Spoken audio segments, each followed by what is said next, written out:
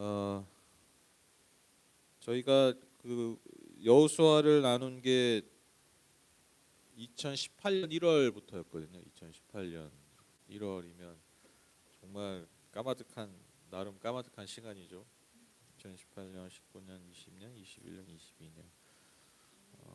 그러니까 진짜 5년요. 5년 한 반 정도. 뭐 중간중간에 좀 빠진 게 있었으니까 거의 한 2년, 4년 반, 4년 반 동안 우리가 구약의 역사서, 물론 이제 역사서가 하나 더 있어요, 여러분. 바로 이어진 역대기서인데, 역대기서는 이제 앞선 사무엘상, 열왕기와 상하와 좀 겹치는 부분이 있습니다. 겹치는 부분이 있는데 이 역대기는 관점이 전혀 좀 달라요. 그 쓰여진 시대도 다르고, 그러니까 후대에 쓰여진 역사서, 이스라엘 역사 후대에 쓰여진 역사서라서 그 관점에서 다시 좀 서술하는 경향이 있어요. 그러니까 쉽게 얘기하면 앞선 그 신명기 역사서라고 제가 말씀드렸죠. 신명기 사관을 바탕으로 그 역사관, 그러니까 어떻게 역사를 바라보느냐. 그러니까 여러분 역사도 예를 들면 역사를 서술할 때 그 지도자들 중심으로 뭐 왕이나 귀족들 그런 통치자 중심으로 해서 역사를 쓸 수 있는데 또 백성을 중심으로 쓸 수도 있잖아요, 그렇죠? 그래서 뭐 조선 왕조실록 예를 들면 왕실의 이야기잖아요, 그렇죠? 근데 민중의 이야기, 뭐 백성의 이야기를 또 쓴 역사서에 있지 않겠습니까? 또 한 사건을 두고도 왕이 보는 시각이 다르고 귀족이 보는 시각이 다르고 또 일반 백성이 보는 시각이 다르잖아요. 그래서 역사관을 통해서 같은 사건도 여러 가지로 바라볼 수 있는 것처럼 여러분 구약의 역사서도 특별히 그 신명기 역사서가 이제 중심을 이루죠. 그래서 신명기 사관이 뭡니까? 신명기 신학이 뭡니까? 간단하죠. 하나님을 잘 믿으면 복을 받고 하나님을 떠나면 저주를 받는다. 심판을 당한다. 그래서 여러분 그 여호수아서부터 우리가 오늘 마무리하는 열왕기까지를 신명기 역사서라고 해요. 특별히. 근데 여러분 이 우리가 계속 살펴보시면 알겠지만 일관된 관점이 있죠. 역사관이 있죠. 하나님을 잘 믿느냐 믿지 못하느냐 그에 따라서 하나님이 복을 주시고 저주하시는 심판하시는. 그래서 하나님이 축복을 하시고 하나님 복 주시는 대표적인 인물이 바로 여러분 다윗입니다. 그렇죠?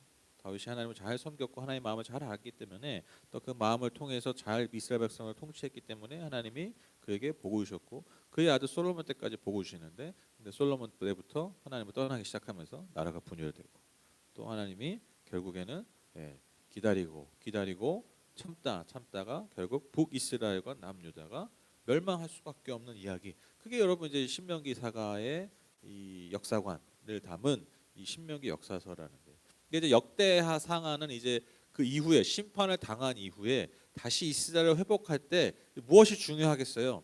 다시 이스라엘 그 유다를 회복해야 되잖아요. 그러니까 이제 그 다윗 왕조가 중요한 거예요. 또 성전이 중요해요. 그러니까 이런 것들 중요하니까 여러분 그 역대기는 그 다윗을 그렇게 다윗의 치부들 있잖아요. 그런 거 기록을 안 해요. 예. 그런 거 좀 이렇게 빼요. 왜냐하면 이제 그게 중요한 게 아니야 지금. 다윗의 흠을 잡는 게 중요한 게 아니야. 지금 빨리 다윗 왕조를 회복해야 돼. 그래서 좀 다른 결이. 역사관에 따라서 이제 달라지는 거죠. 어찌됐건 우리가 이제 그 신명기 역사서, 구약 역사서 오늘 이제 드디어 강해를 마무리하게 됩니다. 우리가 지난 시간 BC 586년, 주전 586년에 예루살렘의 철저한 멸망을 우리가 살펴봤죠. 말 그대로 정말 바벨론에 의해서 속된 말로 탈탈탈 털리고요. 완전히 이제 멸망하게 되는, 철저히 이제 무너지게 되는 예루살렘과 유다 민족의 모습을 우리가 지난주에 살펴봤습니다. 그렇게 바벨론에 의해서 유다가 철저하게 부서지고 또 멸망한 다음에 그렇다고 해서 뭐 그 땅을 뭐 완전히 다 폐허가 된 게 아니잖아요. 여전히 사람들이 있고 여전히 백성들이 있고 여전히 땅도 있고 다 있잖아요. 그래서 그 얼마 안 남은 백성들을 또한 다스리기 위해서 바벨론이 후속 조치로 한 지도자를 세우는데 총독을 세우는데 그 사람이 그달리아라는 사람입니다. 기록에 의하면 성경에 보면 사반의 손자여 아히감의 아들이라고 그러는데 여러분 사반과 아히감은요 왕의 대신들이었어요. 그러니까 뭐 대신의 아들, 그러니까 왕족이 아니라 여러분 그 다윗 왕조가 아니라 다윗의 후손이 아니라 그 대신들, 그 귀족들 중에 뭐 좀 힘이 있었거나 아니면 이제 힘이 없었던 사람일 수도 있어요. 별로. 왜냐하면 이제 너무 힘 있는 사람 다 끌려갔으니까.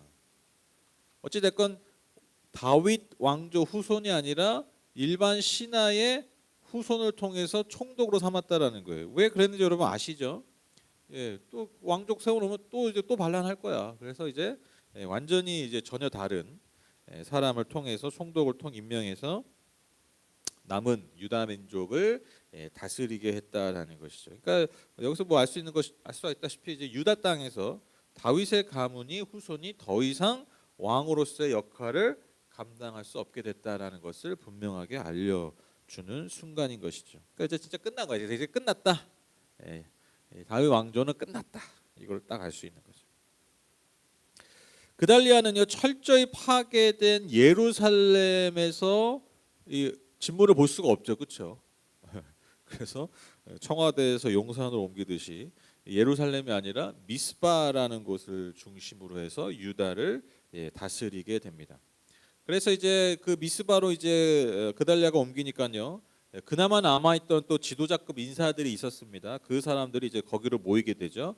그리고 그 모인 이들 앞에서 그달리아가 이렇게 말합니다. 24절 보시면 그때 그달리아는 그들과 그 부하들에게 맹세를 하면서 이렇게 당부하였다. 바벨로니아 관리들을 두려워하지 마시오. 이 땅에 살면서 바벨로니아 왕을 섬기시오. 그렇게 하는 것이 여러분에게 이로울 것이요. 그러니까 바벨론 잘 섬겨라. 바벨론을 잘 섬겨라. 근데 이게 민족주의적 관점으로 보면 여러분 이게 뭡니까? 마치 이완용 같은 사람이잖아요. 그렇죠?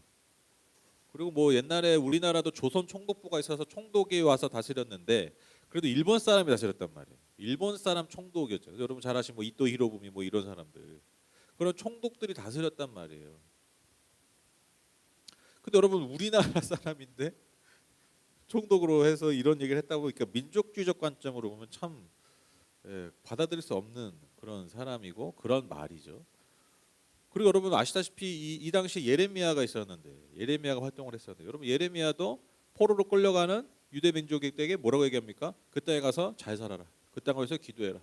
잘 먹고 그러니까 잘 후손을 잘 낳고 잘 살아라.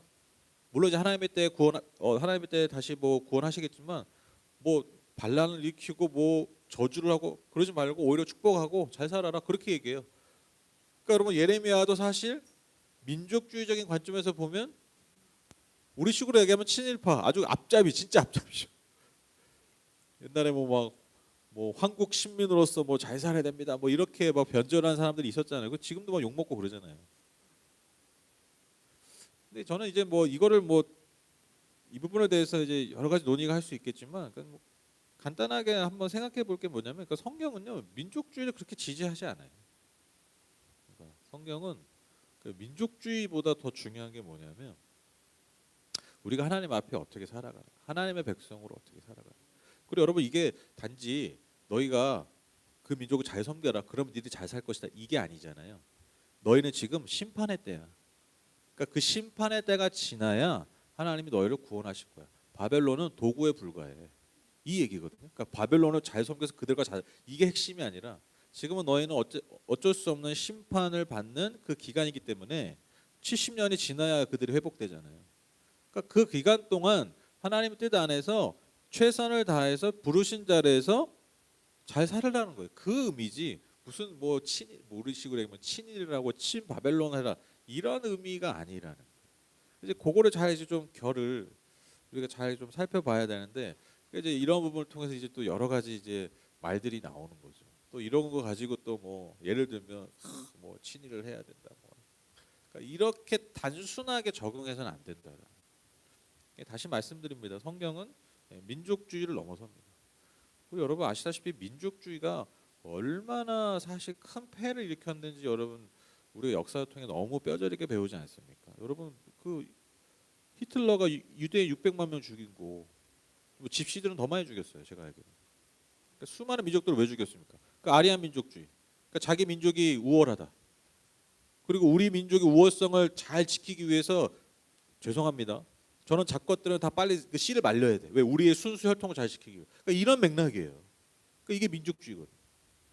또 이런 거를 히틀러를 신앙의 이름으로 하나님의 이름으로 독일 교회가 지원하고 신학적으로 뒷받침하고 이랬단 말이에요. 근데 여러분 다시 말씀드립니다. 민족주의를 뛰어넘는 거예요. 그러니까 이렇게 적용해야죠, 그렇죠? 이렇게 적용해야 돼. 뭐막 친이라고 뭐 이렇게 뭐 이런 해도 괜찮아, 뭐 이런 게 아니라 그렇게 좀 지혜롭게 이 말씀을 좀 잘 해야 됩니다. 그래서 여러분 뭐 그달리아를 이 부분에 대해서 뭐 이렇게 평가하지 않아요. 그 에레미야도 당연히 그런 부분에 있어서 도덕적인 평가를 받지 않습니다. 성경에서 그건 중요하지 않기 때문이죠. 이처럼 어쨌든 이제 유다 민족은요, 남유다 왕국은 그 명맥만을 정말 유지하는 그런 수준으로 이제 전락하게 되는 것이죠. 그런데 여러분 어느 민족이든 나라든 다른 나라의 지배를 받으면 끝까지 그것을 거절하고 거부해요. 이렇게 순응하는 민족들이 거의 없어요. 없어요. 역사적으로 볼 때 거의 없어요. 여러분 지금 뭐 러시아가 우크라이나 점령한다고 그러는데 아시죠? 처음에는 그 동쪽에 있는 우크라이나 동쪽, 그러니까 러시아와 가까운 지역에 사는 사람들이 친러시아 성향이 많았는데 그래서 뭐 그렇게 러시아를 좋아하고 뭐 러시아 오히려 막 독립하려고 그랬는데 뭐 러시아가 막 쳐들어와가지고 막 죽이고 폐허를 만들고 하니까 러시아 합병을 또 싫어해. 그러니까 지금 러시아가 지금 거기를 점령한다고 해도요, 거기를 잘 다스릴 수 있을지 지금 미지수예요. 거기에 군사력도 계속 투입해야 되죠. 재정적으로 계속 투입해야 되죠. 그러니까 오히려 땅은 점령했는데도 점령하면 우리가 뭐 다 얻을 것 같은데 그렇지 않아요. 여러분 그 절대 쉬운 게 아니에요. 그 땅의 백성들의 마음을 또 얻어야 되죠. 또 그 얻으려면 온갖 막 그 재정 여러 가지 다 투입해야 되죠. 또 아주 그 정치적으로 외교적으로 잘 줄타기해서 백성들이 편안하게 국민들이 편안하게 그 마음을 얻어야 되죠. 정말 정말 쉽지 않은 거예요. 또 언제 전쟁 터지 모르죠. 그러니까 늘 불안하죠. 그러죠. 그러니까 차라리 막 그러니까 복잡한 문제라는 거예요. 그냥 뭐 쳐들어가서 다 때려 부시면 내 땅이 된다, 내 백성이 된다. 인류 역사에 그런 게 없어요. 그러니까 지금 이렇게 완전히 철저히 멸망해도 그 와중에 또 반란을 일으킵니다. 이스마엘이라는 사람을 통해서 이게 왕족이라고 이제 오늘 본문은 기록하고 있는데, 그러니까 아마 다윗의 뭐 직계혈통 뭐 이런 건 아닌 것 같아요. 그러니까 뭐 건너서 뭐 사돈의 8촌 약간 그런 왕족이야 이스마엘이. 그 이스마엘이라는 자가 이제 부하 10사람을 데리고 가서 그달리아를 쳐 죽이게 됩니다. 그리고 그를 따랐던 그런 신하들과 또 심지어 같이 있었던 바벨론 사람들, 바벨론 사람 지도자급 사람이었겠죠. 그 바벨론 사람들까지 죽이게 됩니다. 그러니까 완전 선을 넘은 거죠. 선을 넘어도 한참 넘은 겁니다. 그러니까 바벨론 입장에서는 또 다시 쿠데타가 일어나요. 그런데 이제 이스마엘이 그렇게 쿠데타를 일으켜서 백성들의 마음을 얻었으면, 지지를 얻었으면 또 다른 그 다음 단계를 밟았겠죠. 그런데 아마 이 이스마엘의 이런 행위가 유다 민족에게, 사람들에게 지지를 받지 못했던 것 같아요. 왜냐하면 바로 두려워서 이집트로 피신했다, 그렇게 기록하고 있거든요. 근데 여러분 생각해 보세요. 여러분이 그 남아 있는 그 유다 백성을 생각해 보세요. 이스마엘에 붙고 싶겠습니까? 지금 저기 뭐야, 지난주 우리 말씀드렸잖아요. 그 바벨론이 가난한 사람들한테 땅 주고 그래서 막 이제 땅 막 하고 있는데 또 막 지도자들이 또 싸우고, 그리고 피해도 누가 봐? 바벨론도 또 누가 봐요? 내가 보잖아요. 요즘 딱 그런 경우죠. 우리나라도 지금 뭐 할 일이 산더미같이 쌓여 있는데 계속 뭐 비상대책위원회를 또 비상대책이 아니니까 또 비상대책위를 비대위에 계속 이렇게 갈 거예요. 지금 그런 일 벌이고 있는 거예요. 그러니까 지금 뭐 정치에 전혀 관심 없는 분들도 지금 화가 머리끝까지 나 있더라고요. 제가 이렇게 좀 여론을 보니까. 뭐 정치에 관심 있는 사람은 어차피 편이 갈라졌으니까 뭐 그건 큰 의미가 없는데, 아니 지금 막 서민 국민들의 지금 처지는 너무너무 지금 하루하루가 고통스럽고 하루하루가 지금 전쟁인데, 말 그대로 제 전쟁인데 별로 중요하지도 않은, 우리한테 너무 안 중요하잖아요. 지들끼리 빨리 정리해가지고 하여튼 뭐 지금 국회도 안 연 거 아시죠? 뭘 빨리빨리 입법도 하고 빨리빨리 지금 뭘 할 게 많은데, 너무 산더미처럼 많은데 뭐 화가 나는 거죠. 화가 나. 지금 그 유대 민족이라고 생각해 보세요. 아 이제 좀 씨 좀 뿌리고 뭐 좀 하려고 또 싸워. 그리고 또 바벨론 또 들어와서 또 다 뒤집어 엎어버리고. 그러니까 지지를 할 수가 없는 거죠. 지지를 할 수가. 그래서 이제 이스마엘이 이제 그 동조자들과 함께 이집트로 피신하게 되는 겁니다. 그러니까 어떻게 보면 이제 다윗 가문의, 좀 표현이 그렇지만 마지막 발악이죠. 마지막 발악. 마지막 발악이 정말 허무하게 끝을 맺었다고 할 수 있습니다. 정말 이렇게 이제 다윗 가문을 통해서 세워진 유다 왕국이 완전히 끝을 맺게 됩니다. 그리고 나서 이제 정말 마지막으로 하나의 어떤 에피소드가 이제 기록이 돼 있는데 좀 내용이 좀 어떻게 보면 좀 뜬금없어요. 뜬금없는 내용으로 이제 열왕기서가 그 끝을 맺는데 그게 뭐냐면 여러분 그 사로잡혀갔던 왕 24장에 사로잡혀갔던 왕 여호와긴 왕이 다시 등장합니다. 18살의 왕이 돼서 석 달만 통치하고 바벨론에 의해서 바로 잡혀갔던 그 왕이 여러분 여호와긴 왕입니다. 근데 잡혀가서 죽은 줄 알았더니 잡혀가면 우리는 당연히 죽었겠거니 싶었는데 무려 감옥에서 37년을 살았어요. 그러니까 18살에 끌려가서 37년. 그러니까 제가 계산해 보니까 18 더하기 37 하니까 55죠. 그러니까 한창인 나이에 끌려가서 55세. 당시 55세는 정말 많은 나이입니다. 수명이 그렇게 길지 않은 시대였기 때문에 37년 여러분. 그러니까 얼마나 많은 세월을 정말 감옥에서 보냈는지 우리가 알 수 있죠. 그 여호와긴 왕이 다시 등장하는데 왜 등장하느냐? 당시 바벨론의 통치자였던 에윌 무로닥 왕, 여러분 느부갓네살 아시죠? 이 유다를 완전히 멸망시켰던 그 느부갓네살 왕의 아들입니다. 이 에윌 무로닥 왕이 37년 만에 여호와긴 왕을 사면합니다. 마치 우리도 뭐 8.15 뭐 특별 석방 뭐 사면 뭐 이런 것처럼 특별 사면을 해요. 그러니까 아마 이 당시에 에윌 무로닥 왕이 그 좀 다른 민족에 있어서 그 정책에 있어서 좀 유화 정책을 펼쳤던 것 같아요. 좀 유화 정책 좀. 그러니까 이제 풀어주는 거죠. 화합을 위해서 뭐 여러 가지 이유 있었겠죠. 외교적인, 정치적인. 어쨌든 이제 여호와긴 왕이 석방이 되는데 여러분 석방만 된 게 아니라 바벨론으로부터 상당한 대접을 받게 됩니다. 28절 30절 보시면 그는 여호와긴에게, 여기서 그는 에윌 무로닥입니다, 친절하게 대접하여 주면서 그와 함께 있는 바빌로니아의 다른 왕들의 자리보다 더 높은 자리를 여호와긴에게 주었다. 그러니까 끌려온 왕들이 있다라는 거예요. 끌려온 왕들. 여러 막 바벨론이 이제 막 여러 민족을 쳤잖아요. 나라를 쳤잖아요. 그래서 다 왕들 끌어왔잖아요. 뭐 유다 왕만 끌어왔겠습니까? 근데 그 와중에 더 높은 자리를 주었다. 그래서 여호와기는 죄수복을 벗고 남은 세계 동안 늘 왕과 한 상에서 먹었다. 왕은 그에게 평생 동안 계속해서 매일 일정하게 생계비를 대주었다. 그러니까 마치 그 이방 민족, 이방 땅에서 또 이방 왕의 아래에서 살았던 사람들 중에 여러분 기억나는 대표적인 인물이 요셉이 있었고 또 다니엘이 있지 않습니까? 근데 그들의 공통점이 뭡니까? 그 이방 땅의 지도자들에게, 특히 왕에게 아주 총애를 받게 되죠. 딱 그런 장면이에요.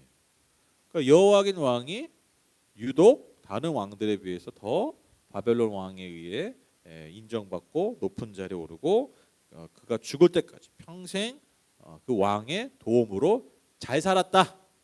잘 먹고 잘 살았다. 이 얘기하는 거예요. 이게 뭐 훈훈한 얘기일 수도 있고, 근데 어쨌든 좀 뜬금없는 이야기입니다. 그렇죠? 뜬금없는 이야기죠. 뭐 갑자기 여호와긴 왕이 와가지고 그냥 뭐 딱 이스라엘 멸망했다, 뭐 하나님이 그들을 심판하셨다, 그걸 끝내는 게 아니라 여호와긴 왕이 그 땅에서 사면돼서 죽을 때까지 잘 먹고 잘 살았습니다. 이렇게 끝났다라는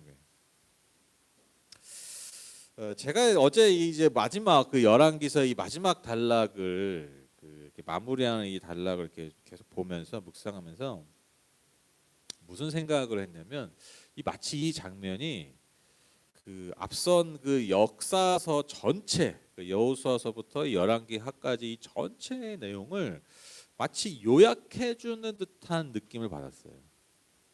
뭐냐면 첫 번째로 여러분 결국 하나님을 떠난 인간의 모든 수고와 노력이 결국엔 다 허무한 끝을 맺는다라는 거예요. 여러분 이스마엘의 마지막 반란이 뭐 잘 성공했죠, 그렇죠? 그러나 그의 힘으로 유다 민족을 구원할 수 없다라는 거예요. 유다 민족을, 그 나라를 회복할 수 없어요. 무엇보다 그는요 하나님이 약속하신, 그러니까 하나님의 약속이 있는, 언약이 있는 왕이 아니에요.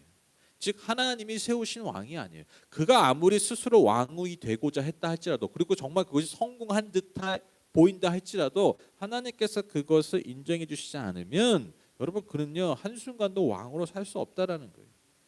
여러분 우리가 북이스라엘의 역사를 살펴볼 때 가장 독특하고 가장 그 분명한 지점이 뭐였습니까? 북이스라엘의 왕조가 계속 바뀌죠. 그러니까 계속 쿠데타가 일어나요. 즉 스스로 왕이 되려는 자들이 많았어요. 여러분 북이스라엘 자체가 여러분 하나님의 약속이 없는 그 왕들이잖아요. 계속해서 하나님의 뜻과는 상관없이 즉 하나님이 세우신 왕이 아니라 스스로 왕이 되려 한 자들이 세운다. 그러니까 혼란스러운 거예요. 그러니까 계속해서 하나님을 더 떠나는 거예요. 그래서 그렇게 철저하게 더 심판을 받을 수밖에 없었다라는 것이죠. 여러분 북이스라엘은요 회복되지 않았습니다. 남유다는 그래도 나중에 회복되잖아요. 그래서 예루살렘 중심으로 이스라엘 회복되잖아요. 북이스라엘 회복되지 않아요. 그러니까 스스로 왕이 되려 했던 스스로의 노력과 스스로의 수고로 왕이 되려 했던 북이스라엘의 실패를 우리가 지금까지 보지 않았습니까? 또한 비록 선택받은 왕족이고 왕들이었지만 하나님을 떠난 또한 그들의 방법으로 그들의 수고한 노력으로 유다를 더 잘 살게 하려 했던 여러분 남유다 또한 그렇게 실패하지 않았습니까? 이방 민족에 붙고 결국엔 마지막에는 철저하게 바벨론에 붙었는데 그 바벨론에 의해서 철저하게 망하죠.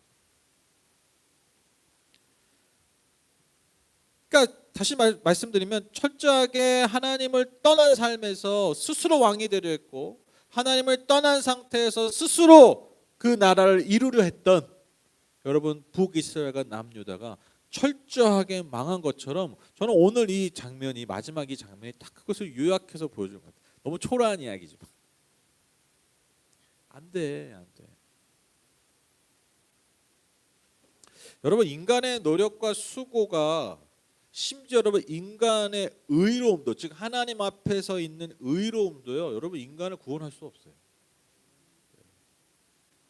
제가 예를 들면 장례식 때 설교할 때 장례식 때 말씀 전할 때 제가 항상 다시 그때마다 다시 깨닫고 그때마다 그래서 같이 나누는 게 뭐냐면 여러분 죽음 앞에서요 내가 심지어 하나님 앞에 했던 그 헌신과 그 평생의 수고도요 천국 문 앞에도 못 가게.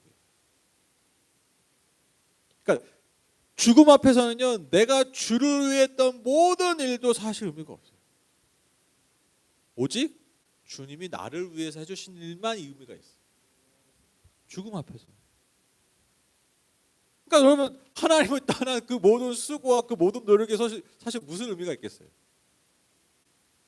내가 주님을 위해서 한 것도 아무 의미가 없는 오직 주님이 나를 위해서 해주시는 겁니다. 의미가 있는 게 여러분 그때라는 거예요. 그 죽음 앞이라는 것이죠.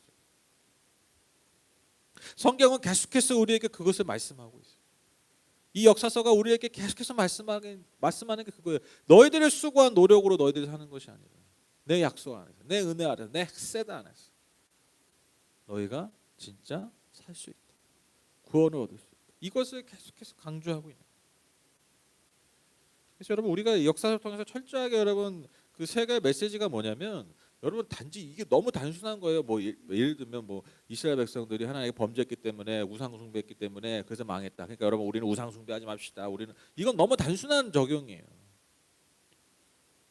그것을 넘어서 여러분 복음에 이르러야죠. 복음에 이르러야 돼요. 여러분 구약이 굉장히 내용이 풍부하지만 그 여러 가지 내용들이 풍부한데 여러분 이게 풍부한 내용에 젖다 보면요 나도 모르게 계속 율법적으로만 반응해요. 뭐 다윗이 잘하네. 나도 잘해야지. 솔로몬 실패했네. 난 실패하지 마. 그러니까 이렇게 단순하게 하면요 복음이 없어요. 그러니까 왜 이 이야기가 필요했냐라는 거예요. 왜 이스라엘의 역사의 실패가 왜 필요했냐는 거예요. 그들을 반면교사 삼아서 물론 우린 잘해야 이게 아니라는 게 아니라 잘해야겠지만 그게 결론이 아니라는 거예요. 왜 이 역사서의 이야기가 우리에게 필요합니까? 우리가 이들을 반면교사 삼아서 잘 살기 위해서가 아니라 그것을 뛰어넘는 복음의 절대성과 필요성을 위해서 이 이야기가 필요한 거예요. 이렇게 인간은 실패할 수밖에 없기 때문에 여러분 인간에게 뭐가 필요하더라고요? 더한 노력? 더한 순종? 아니라는 거예요. 복음이 필요하다. 그래서 여러분 새로운 언약, 신약이 예수 그리스도 통한 새로운 언약이 시작되는 거예요. 그러니까 이 구약이 필요한 거예요. 그러니까 여기까지 이르러야 되는 거예요. 그러니까 다시 말씀드립니다. 다윗을 통해서 솔로몬을 통해서 교훈을 얻고 반면교 사모도 돼요. 나는 그렇게 말아야지. 근데 거기가 종착점이 아니라 우리가 구약을 특히 우리의 삶으로 가져올 때 이 지점이 중요해요. 오늘 이야기 이 마지막 결론도 그것을 우리에게 전해주고 있다는 것이죠. 마지막으로 저는 오늘 이 이야기를 통해서 구약의 역사서가 어떻게 정리되고 요약되느냐. 그럼에도 하나님은 절대로 포기하지 않으신다. 그러니까 여러분 이게 그냥 상식적인 역사고 그냥 일반적인 종교적인 이야기라면 이스라엘은 남유다는 실패했다. 실패해서 철저히 멸망당했다로 끝내야죠. 그렇죠? 근데 여러분 오늘 이야기의 끝이 어때요? 조금 과장하면 여러분 옛날 동화 같잖아요. 행복하게 오래오래 살았더라. 약간 그런 느낌이잖아요. 너무 뜬금없어요. 여호와에게 막 끌려갔던 왕이 37년 만에 석방되고 사면되고 그가 죽을 때까지 왕에게 잘 대접받아서 잘 살았다. 이게 무슨 의미가 있냐고요. 여러분 비참한 최후를 맞은 왕이죠. 37년이 지나서 결국 잊혀질 만큼 잊혀질 왕이었던 여호와긴 왕이 하나님께서 그를 감옥에서 건져내시죠. 근데 여러분 중요한 게 뭐냐면 그가 살던 것이 여전히 이방 땅이었던 바벨론이라는 게 의미심장한 거예요. 그러니까 왜냐하면 여러분 이 이야기가요. 지금 우리가 약간 좀 너무 앞에서 이렇게 막 다 무너지고 파괴되고 이런 거 보다가 이거 보니까 약간 좀 소망이 보고 희망이 생기는데 여러분 생각해 보세요. 당시 사람들이 볼 때 이게 뭐 얼마나 의미가 있겠어요, 사실. 다른 이스라엘 백성들한테, 유다 백성들한테 무슨 의미가 있어요? 나는 아무 상관없어. 그리고 그래봤자 여전히 바벨론이. 왕의 식탁에서 눈치 보고 우리 민족의 왕이 여전히 바벨론의 눈치 보고 눈칫밥 먹고 사는 거예요. 눈칫밥이죠 사실. 아무것도 못해요. 무슨 힘이 있어요? 이름만 왕이지. 우리 왕이 대접만 잘 받고 개인적으로 대접 좀 받고 있는 거지 뭘 할 수 있겠어요? 아무것도 못. 그냥 헛수합이에요. 헛수합 이야기예요. 그러니까 현실적인 건 그렇다는 거예요. 여러분 우리나라 왕이 여러분 옛날에 중국에 뭐 왕자도 중국에 끌려가고 막 그랬잖아요. 그게 좋아 보입니까? 그게 희망입니까? 아이고 이제 우리가 중국에 덕을 잇겠네 뭐 이런 거예요? 아니잖아요. 치욕이잖아요. 치욕이에요 사실. 역사적으로 보면 객관적으로 보면 여러분 치욕적인 이야기예요. 우리 스스로는 일어날 수 없는, 우리 스스로 우리 민족을 다스릴 수 없는 그 증거예요. 그런데 이렇게 어떻게 보면 희망의 이야기가 아니라 오히려 절망을 확인하는 이 이야기를 통해서, 이 장면을 통해서, 이 별 보는 이야기를 통해서 중요한 게 뭡니까? 하나님이 뭘 말씀하시는 거예요? 무엇을 말씀하신다고요? 나는 너희들을 포기하지 않아. 저는요 이 열왕기서가 이렇게 여호와긴의 이 이야기를 마무리되는 이 가장 중요한 메시지가 저는 이걸 생각해요. 나는 포기하지 않았어. 그렇지 않으세요? 나는 포기하지 않았어.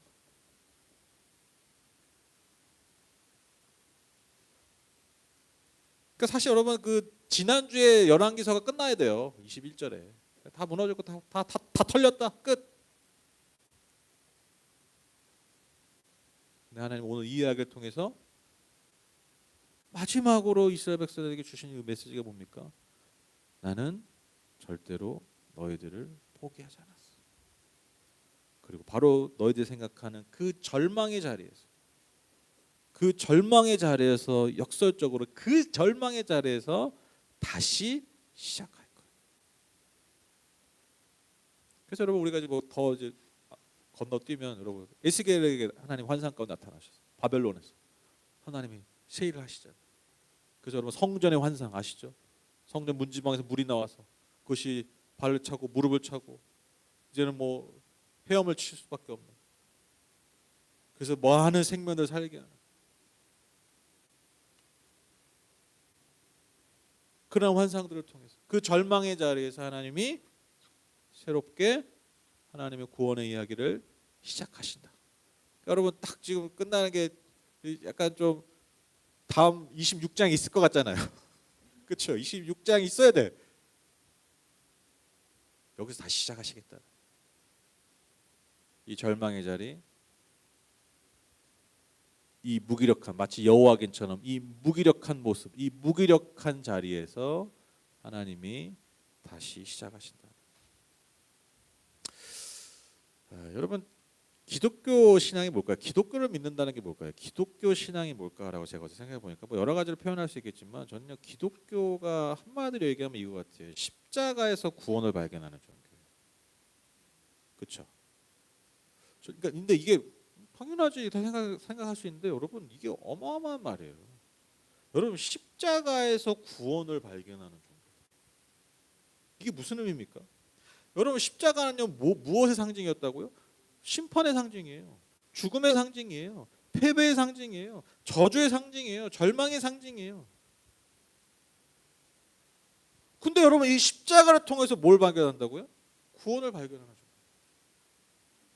여러분, 역설적으로 여러분, 기독교는요, 십자가 자체는 원래 객관적 의미는 죽음이요, 절망이요, 패배인데, 여러분, 기독교는 십자가를 통해서 뭘 얘기합니까? 십자가 안에서 생명과 승리와 영광을 보잖아요. 이 엄청난 반전. 그러니까 여기서 시작한다는 거, 예수 그리스도의 십자가를 통해서 시작한다는 건요, 하나님께서 인간 안에 있는 절망과 인간 안에 있는 실패를 통해 시작하신다는 거예요. 그 시작을 통해서 하나님의 구원의 역사를 새롭게 펼쳐가신다는 거예요. 여러분, 이게요, 기독교 신앙이에요. 기독교를 믿는다는 것, 예수를 믿는다는 건요, 바로 여기에 있다라는 거예요. 실패가 실패가 아닌 것, 절망이 절망이 아니라, 오히려 거기서부터 새로운 역사, 새로운 이야기, 구원의 역사가 펼쳐진다라는.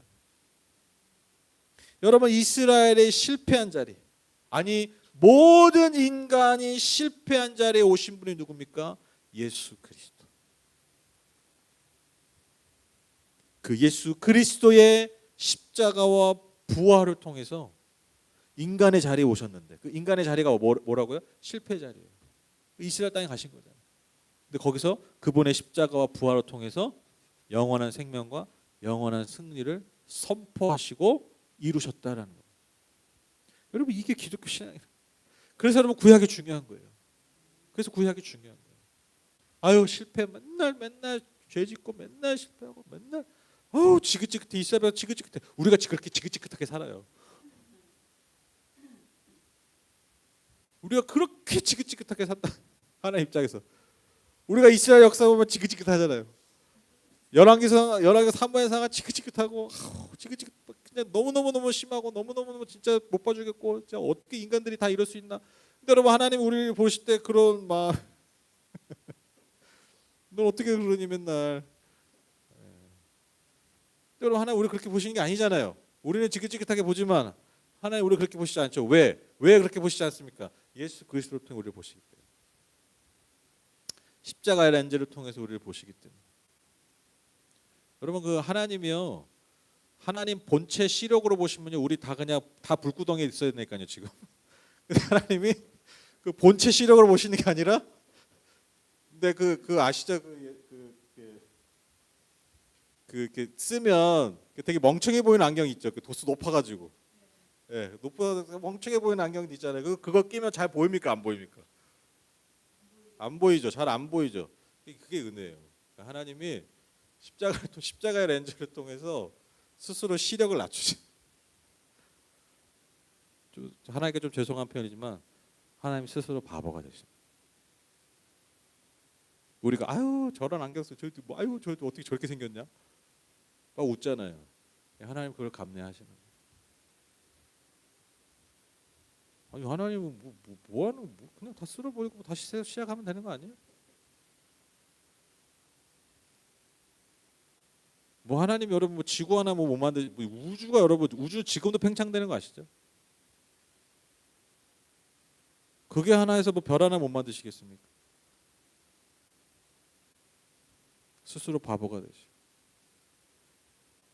스스로 조롱거리가 되시고. 왜 그렇게 하신다고요? 우리의 실패, 우리의 절망, 우리의 아픔을 그분이 더 안으시기 위해서, 그분이 안으시기 위해서, 그래서 우리를 구원하시기 위해서. 여러분 이게 기독교 신앙이에요. 다시 말씀드립니다. 십자가에서 구원을 발견하는 정도. 여러분 이 짧은 문장이 여러분 어마어마한 메시지가 있는 거예요. 어마어마한 폭발력이 있는 거예요. 우리의 삶. 이 메시지가 우리의 삶에 부딪힌다. 어마어마한 진짜 다이너마이트 같은 폭발력이 있는 거예요. 여러분 그걸 알았기 때문에 여러분 그것을 성령을 통해서 제자들과 초대교회 성도들이 그것을 알았기 때문에 여러분 그렇게 폭발력 있는 복음 증거의 역사들이 교회 역사들이 시작될 수 있었다는 것입니다. 그들 다 실패자들이었죠. 실패가 아닌 거예요. 왜? 십자가에서 구원을 발견했기 때문에.